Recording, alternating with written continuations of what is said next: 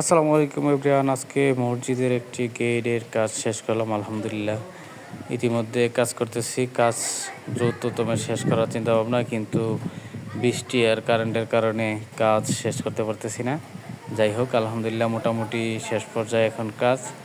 তো শুক্রবার গতকালকে শেষ করার টার্গেট ছিল, কিন্তু জুমার নামাজের কারণে, বিরতির কারণে হয়তো বা শেষ করতে পারি নাই।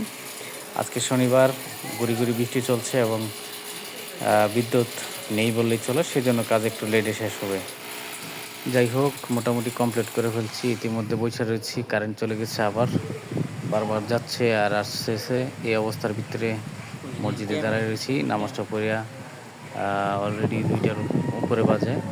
তো মাল সামানা পরও দিতেছি, আর দুজনে বসে বসে আলাপ করতেছি।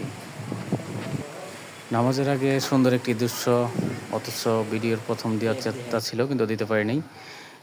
মাদ্রাসার ছাত্ররা মসজিদে আসতেছে লাইন ধরে, খুব সুন্দর একটি দৃশ্য, এই জন্য একটু ভিডিও করে রাখছি আর কি।